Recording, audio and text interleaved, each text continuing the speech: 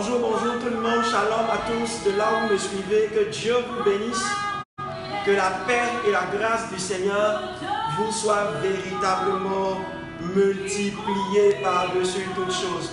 Alors, je suis avec vous encore ce mercredi midi à Pasteur Fabrice Honorat à Chevaux et je m'invite chez vous afin que nous puissions partager des moments de bonheur dans la présence de Dieu, des moments d'édification et des moments d'encouragement avec la parole de Dieu.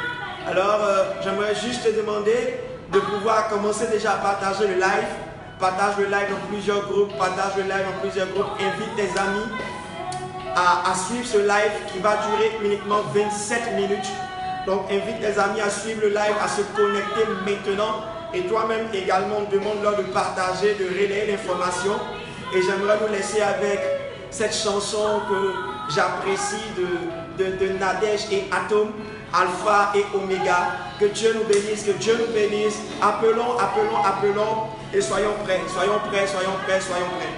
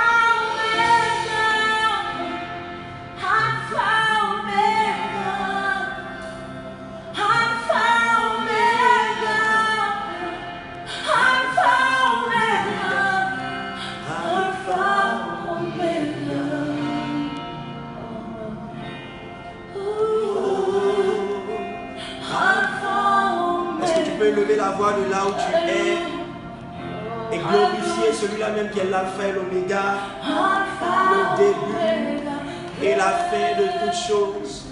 Dis merci au Seigneur pour cette mi-semaine. Dis merci au Seigneur pour cette semaine de Pâques. Dis merci au Seigneur pour sa main puissante qui est sur ta vie, sur la vie de ta famille, sur la vie de ta tribu, sur la vie de ton peuple, sur la vie de ta nation. Rends gloire à Dieu, dis merci à Jésus, élève le nom de Jésus ce midi, élève le nom de Jésus ce midi et rends-lui toute la gloire. Seigneur, nous voulons te dire merci, Seigneur, nous voulons apprécier tes œuvres et apprécier ton Saint-Nom, apprécier ta fidélité, apprécier ta bonté. Nous voulons être reconnaissants, Père, ce midi pour les œuvres que tu fais, pour ton esprit qui est en pleine action sur la terre et sur la face du globe. Nous voulons te dire merci pour cette nombreuse guérison au niveau de la maladie à coronavirus. Nous voulons te dire merci parce que tu as également gardé nos familles. Nous voulons te dire merci pour les nations que tu gardes dans tes mains.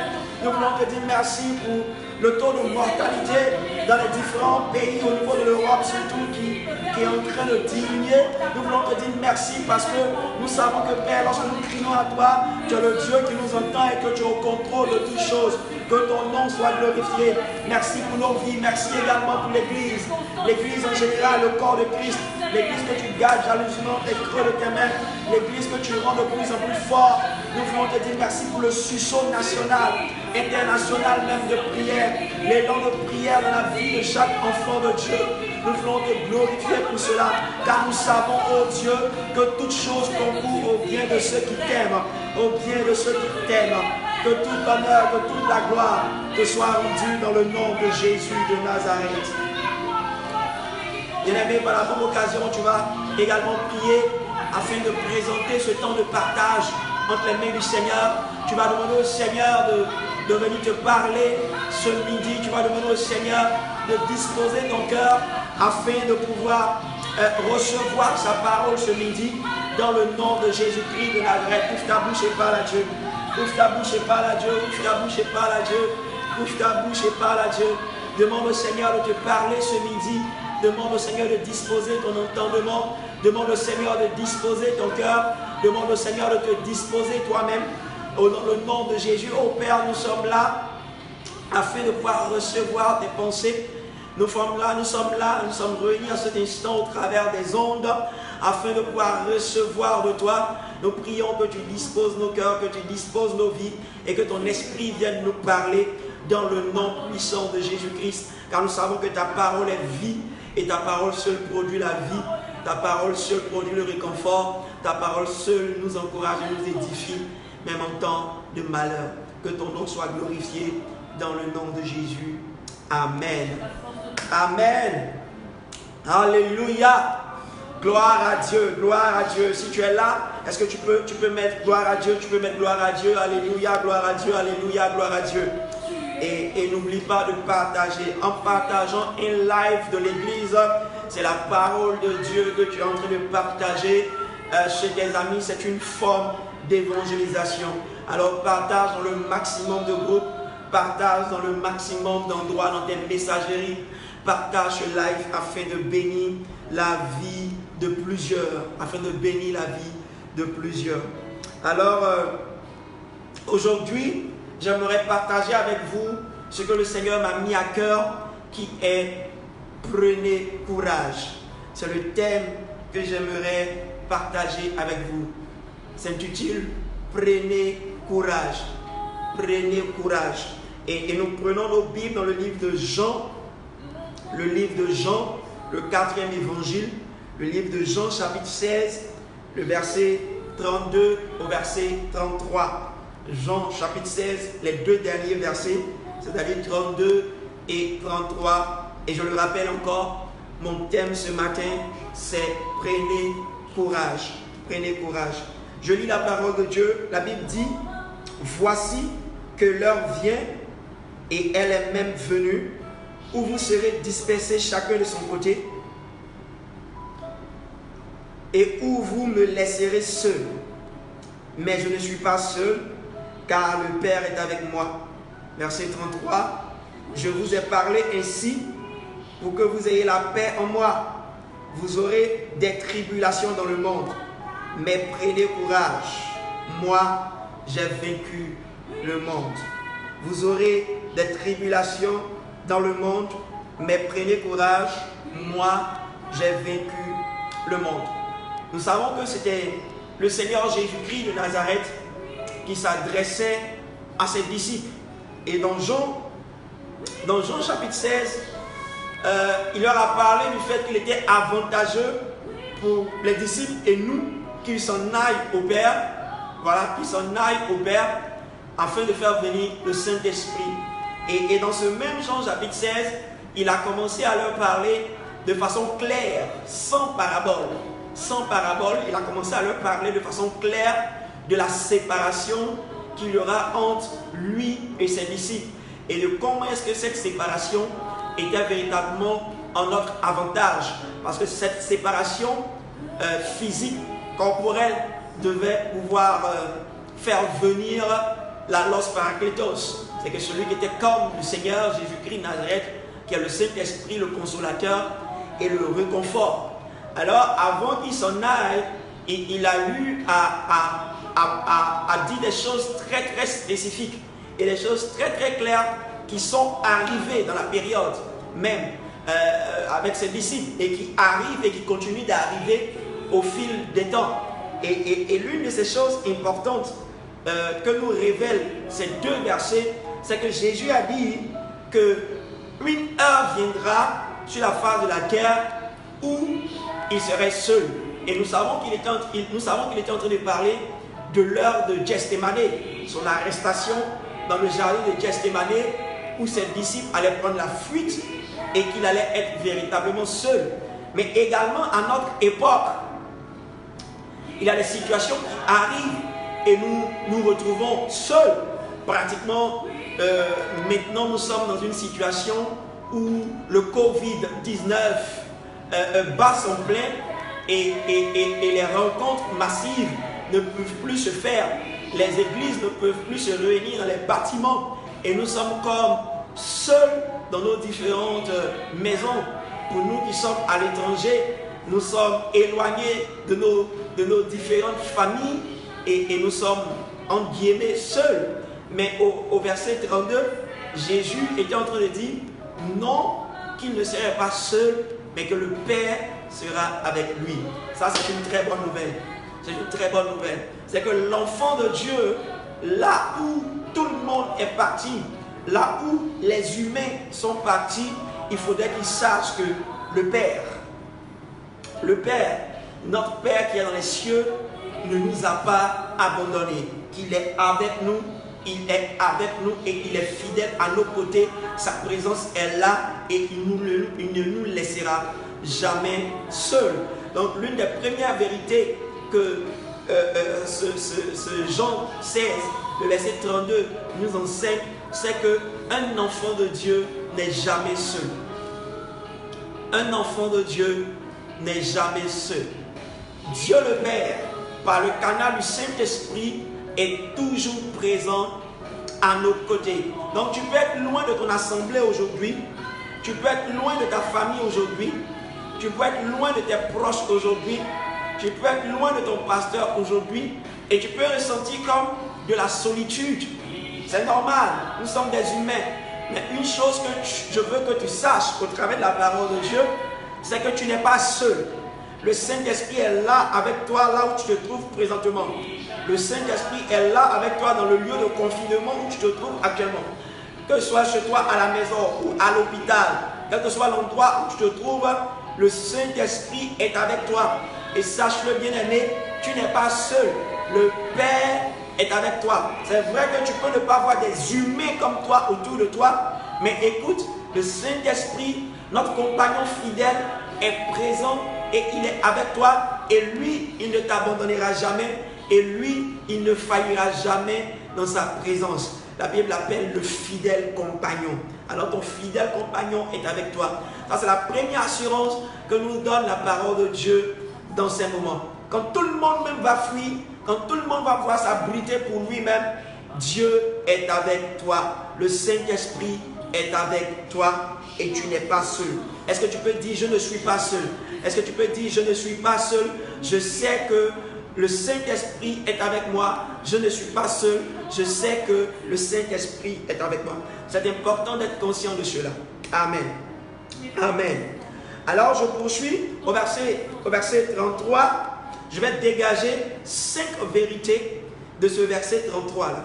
5 éléments importants par rapport à ce verset 33 qui concernent véritablement prenez courage.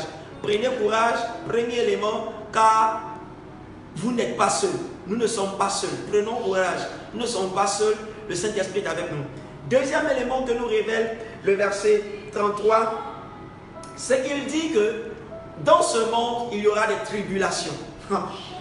Et ça, c'est important de le savoir.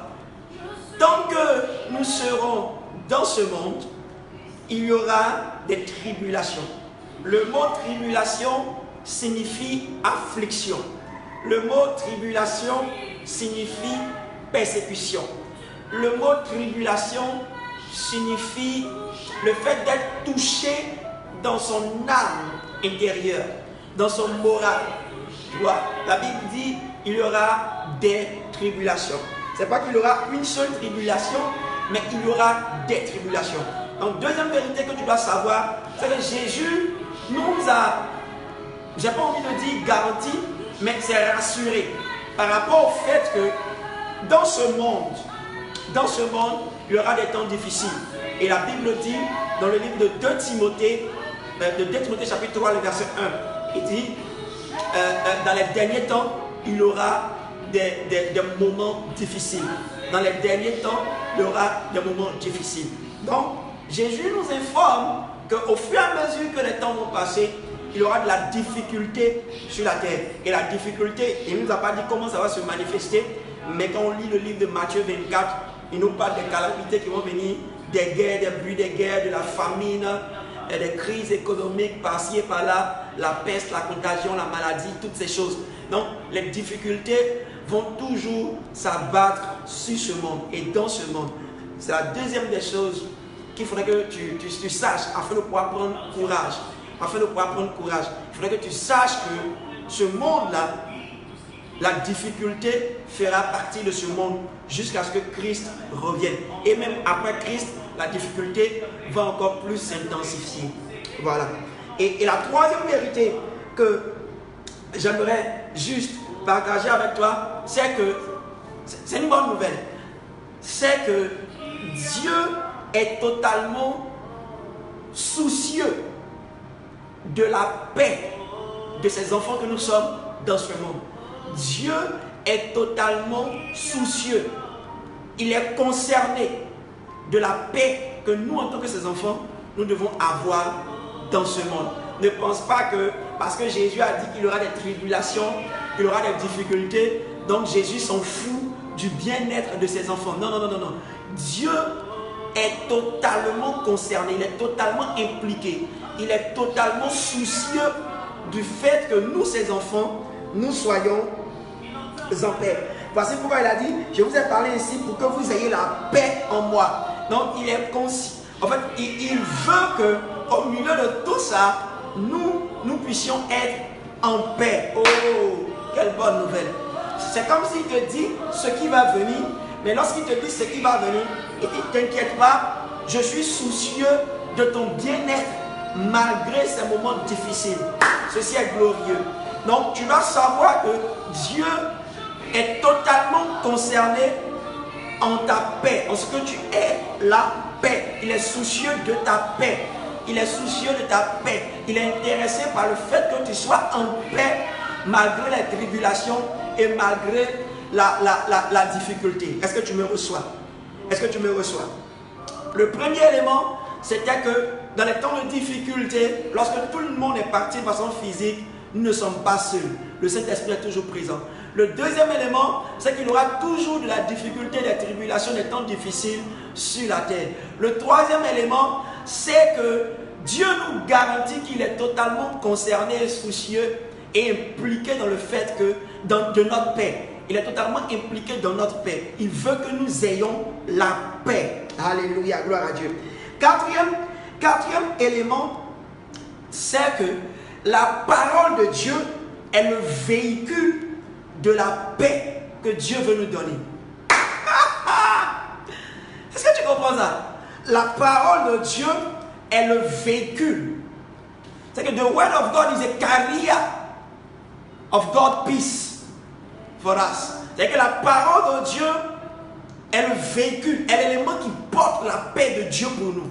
La parole de Dieu est l'élément qui porte la paix de Dieu pour nous. Ça, c'est la quatrième vérité que je veux partager avec toi. La parole de Dieu est l'élément, est le véhicule qui porte la paix de Dieu pour nous. Makalabrazaya. Parce que il dit, je vous ai parlé ainsi. C'est que quand il nous a parlé de cette façon, il nous a parlé de cette façon pour que nous soyons en paix. Donc sa parole, son parler nous procure et nous produit la paix. Son parler nous procure et nous produit la paix. Et nous savons tous que Dieu a parlé dans sa parole. Et dans sa parole, alors qu'il a parlé, dans cette parole-là pour nous, est à la capacité de nous donner la paix, même au milieu des troubles. À la capacité de nous donner la paix, même au milieu de troubles. Voici pourquoi tu ne dois pas cesser de pouvoir méditer la parole de Dieu jour et nuit, comme le dit la Bible. Et dans ce temps de confinement, tu dois même passer plus de temps à pouvoir méditer la parole de Dieu. Parce que dans ce temps de confinement, les gens sont sur Internet, la télévision, partout. Ils suivent les nouvelles, ils comparent même les nouvelles. Et c'est seulement des mauvaises nouvelles de mort, de contaminés, etc. C'est pas mauvais de suivre les nouvelles. Mais tu vois, tu dois profiter de ce temps-là pour faire des études approfondies de la parole de Dieu. Parce que la parole de Dieu, c'est le véhicule qui transporte notre paix. La parole de Dieu, c'est le véhicule qui transporte notre paix. Plus tu seras dans la parole de Dieu, tu vois que ton cœur sera en paix. Ton cœur va cesser d'être troublé au milieu du trouble. Plus tu seras dans la parole de Dieu, tu vois que même dans la vallée de l'ombre de la mort, tu seras rassuré, tu seras assuré, tu seras en paix, tu ne craindras aucun mal. Tu comprends ce que je suis en train de dire? Quatrième élément, c'est que la parole de Dieu est le véhicule qui transporte notre paix. Et la cinquième vérité que j'aimerais juste te partager, c'est d'avoir un esprit fervent. Tu vois, il dit, mais prenez courage. Tu vois, avoir un caractère. Oh, Sabayalash. Un caractère fort. Avoir un caractère qui est ferme, une fermeté. Avoir de la combativité.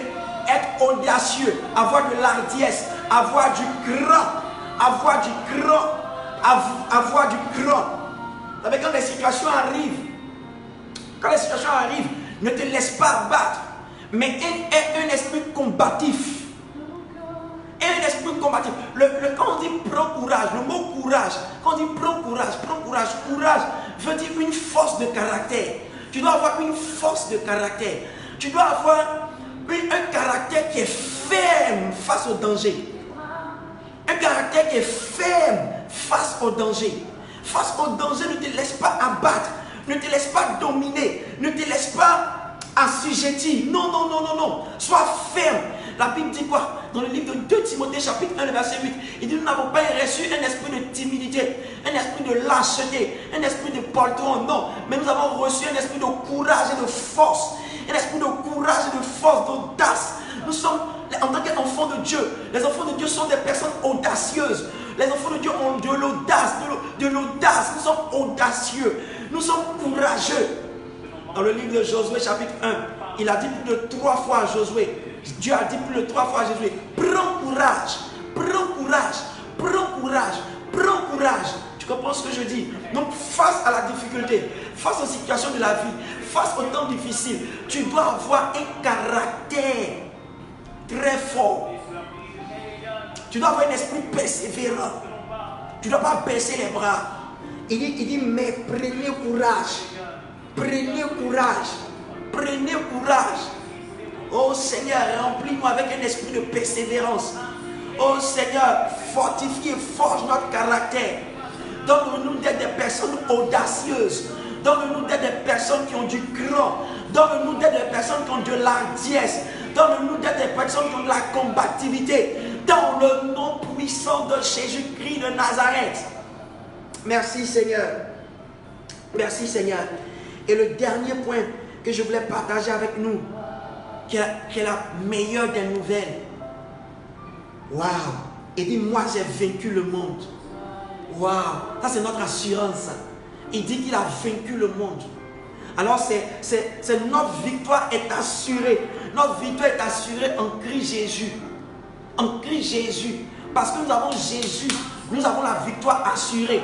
Ce n'est même pas assuré à cause de ce que tu fais. C'est assuré à cause de Christ, de ce que Christ a fait. Et cette semaine de Pâques vient nous rappeler, vient nous commémorer l'œuvre de Christ à la croix, il y a de cela 2000 ans en arrière. Donc quand tu regardes cette œuvre, quand tu regardes ce qu'il a fait, tu sais que tu as la victoire sur tout ce qui se passe dans ce monde. Tu sais que tu as la victoire. Et nous avons la victoire sur tout ce qui se passe dans ce monde. Parce qu'elle a dit non, n'ayez pas peur. J'ai vaincu ce monde. Donc ce monde s'agite. Ce monde s'agite. Ce monde fait ce qu'il veut. Mais c'est un monde vaincu. Oh, est-ce que tu m'entends? C'est un monde vaincu. Il fait tout ce qu'il veut, mais c'est un monde vaincu. Pour toi et moi, c'est un monde qui est vaincu. Et ce monde a été vaincu en Christ. Il y a seulement en Christ que ce monde est vaincu. Il y a seulement en Christ que ce monde est vaincu. C'est en Christ que nous avons triomphé du monde, n'est-ce pas qu'il a dit dans le livre de 1 Jean? Il dit, vous avez vaincu ce monde, vous avez triomphé de ce monde. Alors, bien-aimés frères et sœurs, en Christ, nous sommes des vainqueurs. Nous avons triomphé. Et c'était cette vérité-là que j'ai voulu faire sortir dans ces 2 versets bibliques afin de pouvoir t'encourager. Pour dire, écoute, c'est vrai, tout est noir autour de toi. C'est vrai, c'est difficile. Tu es un homme d'affaires, tu ne peux pas travailler comme il se doit. Tu es un businessman, les choses ne sont pas en train d'aller comme il se doit. Tu es comme si tu es dans, voilà, du brouillard. Parce que le monde connaît aujourd'hui un brouillard. Les ténèbres couvrent la terre. Mais dis-toi une chose, tu n'es pas seul. Le Saint-Esprit est là, avec toi. Dis-toi une chose, Jésus a prédit les temps difficiles. Et les temps difficiles font partie du quotidien du monde. Tu comprends ce que je suis en train de te dire? Tu comprends ce que je suis en train de te dire? Et troisième élément, c'est que Dieu est concerné dans ta paix. Dieu est concerné à ta paix. Dieu est concerné à ta paix. Il est soucieux de ta paix. Parce que quoi, le 4e élément, la parole de Dieu, c'est le véhicule qui transporte la paix de Dieu pour nous. La parole de Dieu, c'est le véhicule qui transporte la paix de Dieu pour nous. Donc dans cette période de confinement, mange la parole comme il pouvait le dire dans Ézéchiel. Fils de l'homme, mange le rouleau du livre. Mange la parole de Dieu, mange ça, que cela rentre dans tes entrailles et rentre dans tout ton système, dans le nom puissant de Jésus-Christ de Nazareth. Et l'autre élément, c'est que tu dois avoir un esprit courageux, tu dois avoir un esprit persévérant, tu dois avoir de l'ardiesse, tu dois avoir de l'audace, tu dois avoir du cran, tu dois avoir de la combativité. Tu comprends ce que je te dis? Ne te laisse pas dominer par les situations. Tu es un enfant de Dieu. Celui qui est en toi là, il est plus fort que celui qui est dans le monde. Ne te laisse pas dominer par les situations. Dans le nom puissant de Jésus-Christ de Nazareth.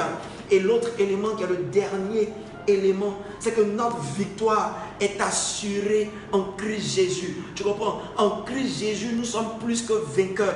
Nous sommes déjà victorieux. La victoire est assurée. C'est l'alpha et l'oméga. C'est lui qui commence, qui a commencé la chose, et c'est lui qui va terminer toutes choses. C'est lui qui a commencé nos vies et qui va terminer nos vies. Tu n'as rien à craindre. Ce business-là, c'est lui qui a commencé et il va terminer le business. Tu n'as rien à craindre. Pour ta famille, là, c'est lui qui a commencé, il va terminer cette famille. Tu n'as rien à craindre. Pour ta propre vie, c'est lui qui a commencé, il va la terminer. Tu n'as rien à craindre. Tu n'as rien à craindre. Nous, les enfants de Dieu, nous avons vaincu ce monde. Ce monde est agité. Il fait peur. Quand tu le regardes, il fait peur. Mais c'est un monde vaincu. C'est un monde vaincu par Christ. C'est un monde vaincu par Christ. Je prie pour toi dans le nom puissant de Jésus-Christ de Nazareth, afin que là où tu as perdu courage, que l'esprit de courage te soit donné, revienne à nouveau. Là où tu as perdu ton esprit de combativité, que cet esprit de combativité revienne à nouveau. Là où tu as perdu ta persévérance, que la persévérance revienne à nouveau. Là où tu es découragé, dans le nom puissant de Jésus-Christ de Nazareth, je prie au malabra kasata kabalaba, intale brozo koreketa labra chantaraba, rabasata rekete lebalaba yantaraba, mando roko sekere brakantaraba, mando regete brekataraba. L'esprit qui est un esprit abattu, je le relève maintenant par la puissance du nom de Jésus-Christ Nazareth. Les koroboseta labra kabaya, mande rekete lebrosintaraba. Au nom de Jésus, l'Esprit de Dieu te recouvre. L'Esprit de Dieu te recouvre. L'Esprit de Dieu te recouvre. L'Esprit de Dieu te recouvre. Et il te relève dans ce moment. Il te relève dans ce moment. Il te relève dans ce moment. Dans le nom puissant de Jésus-Christ de Nazareth.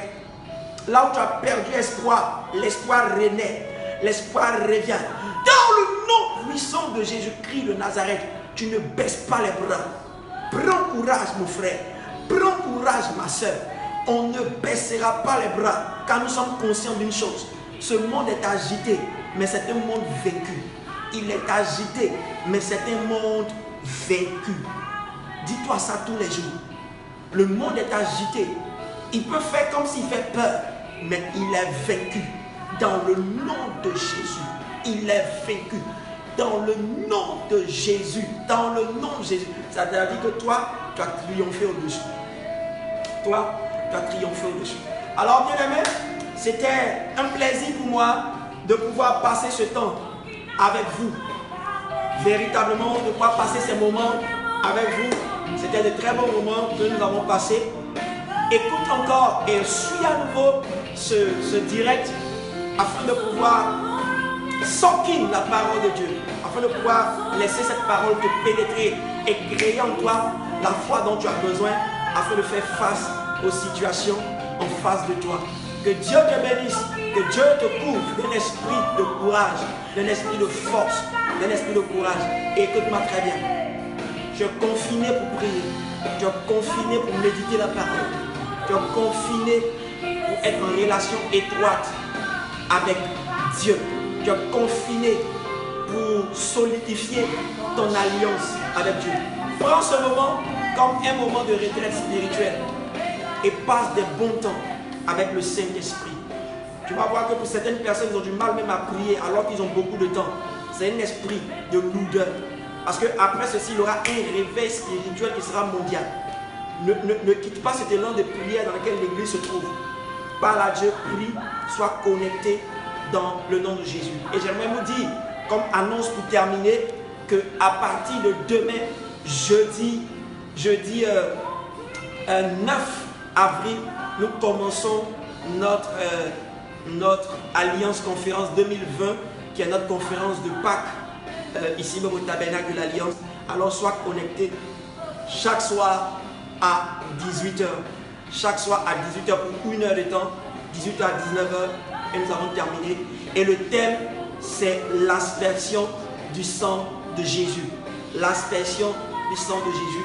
Il y a des vérités que nous avons sorties par rapport au sang de Jésus que l'Église ignore. Et tu vas voir que quand tu vas commencer à les manipuler, Dieu va te faire du bien. Et dimanche, nous aurons la célébration pascale de 10h à 11h et ça sera puissant. Alors, invite tes amis, ça sera Pâques 2020 en ligne et ça sera exceptionnel.